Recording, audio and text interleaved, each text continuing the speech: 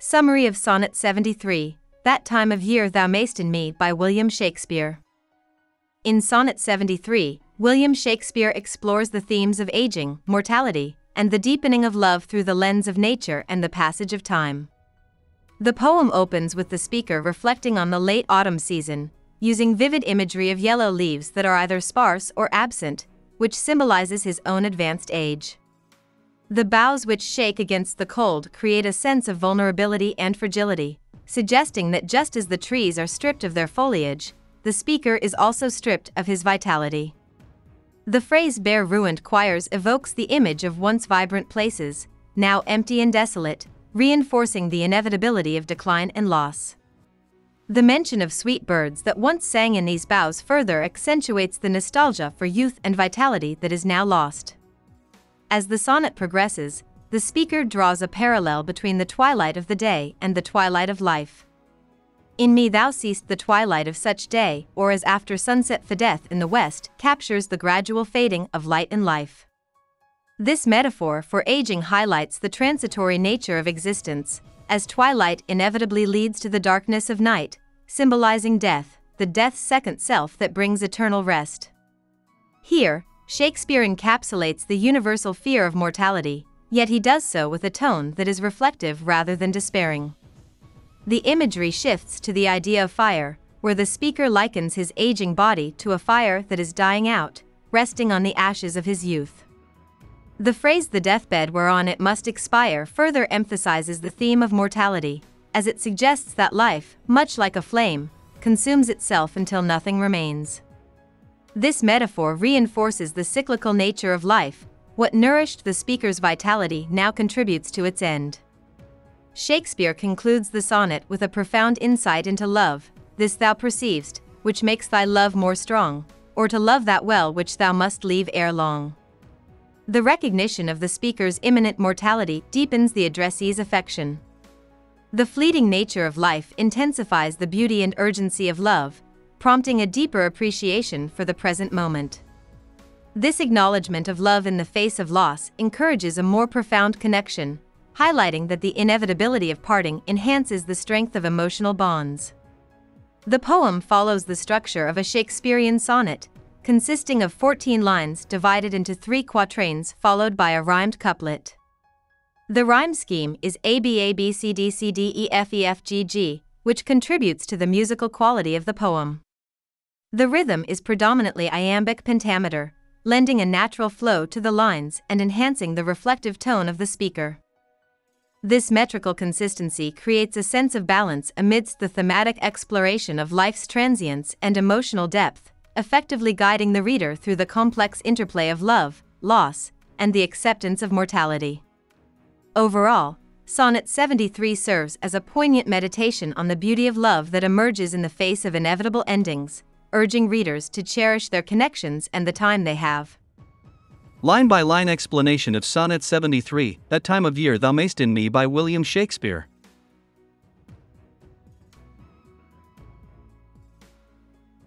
Line 1. That time of year thou mayst in me behold. In this opening line, the speaker addresses a beloved, inviting them to witness the changes occurring in him that parallel the seasonal shift of autumn. The phrase "that time of year" suggests a specific period associated with aging and decline, signaling that the speaker is reflecting on his own life stage. This sets the tone for the exploration of mortality and the passage of time that follows. Line 2. When yellow leaves, or none, or few, do hang. The imagery here vividly depicts the autumn season, where trees lose their leaves, symbolizing aging and decay. The yellow leaves represent the remnants of vitality, while none, or few emphasizes the idea of loss and emptiness. This line underscores the frailty of life, illustrating how, much like the trees, the speaker is in a state of decline. Line 3. Upon those boughs which shake against the cold. This line continues the autumn imagery by portraying the bare branches of the trees, which shake against the cold. The shaking suggests vulnerability, reinforcing the idea of being exposed to the harsh realities of life. The cold symbolizes the inevitable approach of death, further deepening the sense of fragility and the harshness of aging. Line 4. Bare ruined choirs, where late the sweet birds sang. Here, the speaker uses the metaphor of bare ruined choirs to evoke a sense of emptiness and loss. The term choirs alludes to the once vibrant, harmonious life represented by the singing birds. The phrase "where late the sweet birds sang" conjures nostalgia for the beauty and joy of youth that has now vanished, illustrating the profound sorrow of what once was. Line 5. In me thou seest the twilight of such day. In this line, the speaker likens his current state to the twilight of the day, a metaphor for the later stages of life. The twilight represents a time of transition and impending darkness, suggesting that the speaker is aware of his own mortality. It emphasizes the fleeting nature of life, indicating that just as day gives way to night, life gives way to death. Line 6. As after sunset fadeth in the west. This line continues the metaphor of twilight by illustrating how the sun sets in the west, symbolizing the inevitable decline towards death. The imagery of fading light emphasizes the transitory nature of existence, underscoring the theme of mortality. The gradual fading parallels the speaker's own life, suggesting that life, like the sun, will eventually disappear. Line 7. Which by and by black night doth take away. Here, the speaker highlights the inevitability of death by stating that black night will soon take away the light of day. The term by and by conveys a sense of urgency, suggesting that this transition is imminent. Black night symbolizes death, reinforcing the idea that life will ultimately come to an end, bringing a sense of finality to the speaker's reflections. Line 8. Death's second self, that seals up all in rest. In this line, the speaker personifies death as death's second self, implying that it is a natural counterpart to life.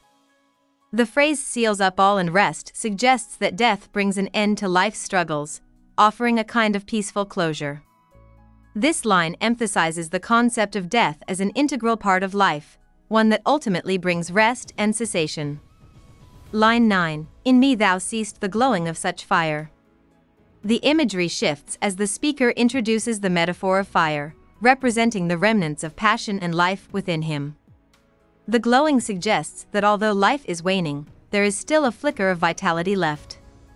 This line contrasts with the earlier imagery of decay, highlighting the lingering essence of life amidst the decline. Line 10. That on the ashes of his youth doth lie. Here, the speaker connects the fire of his current life to the ashes of his youth. The fire rests upon what remains of his earlier vitality, indicating that his youthful energy has been consumed over time. This image reinforces the theme of loss, as the speaker acknowledges that what once sustained him is now reduced to ashes, signifying the end of that phase of life. Line 11. As the deathbed whereon it must expire. In this line, the speaker likens the fire to a deathbed, suggesting that life is reaching its inevitable conclusion. The term expire signifies the end of life, indicating that the vibrant energy that once burned brightly is now approaching its final moments. This metaphor deepens the sense of mortality and emphasizes the transient nature of existence. Line 12. Consumed with that which it was nourished by. This line encapsulates the paradox of life, where the fire is ultimately consumed by what it was nourished by. It suggests that life, while sustained by experiences and relationships, will eventually be extinguished by the very forces that gave it life. This reflection prompts contemplation on the cyclical nature of existence and the inevitability of death. Line 13. This thou perceivest, which makes thy love more strong.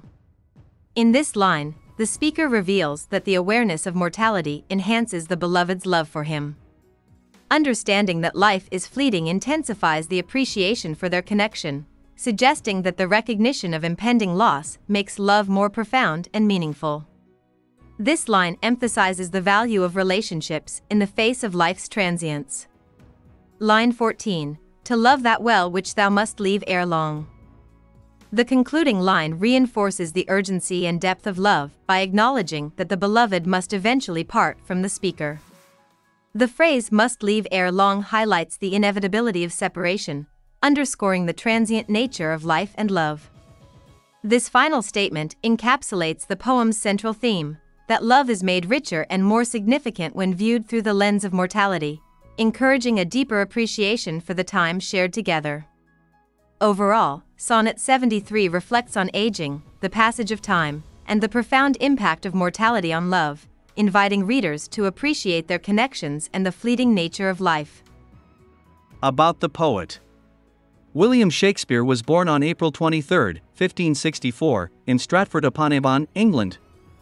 He is widely regarded as one of the greatest playwrights and poets in the English language. Shakespeare's body of work includes 39 plays, 154 sonnets, and 2 long narrative poems. His plays, such as Hamlet, Romeo and Juliet, Macbeth, and Othello, are celebrated for their exploration of complex human emotions, universal themes, and masterful use of language. He was also a brilliant innovator, contributing significantly to the development of drama, including both tragedy and comedy. Shakespeare's works have been translated into numerous languages and are performed around the world, making him one of the most influential literary figures in history. He was part of the London theatre scene and co-owned the Globe Theatre. He died on April 23, 1616, leaving behind a timeless legacy that continues to inspire and shape literature today. Hope we summarized it fully and you liked it. Please hit the like button and subscribe to our channel so that we are motivated to create more videos.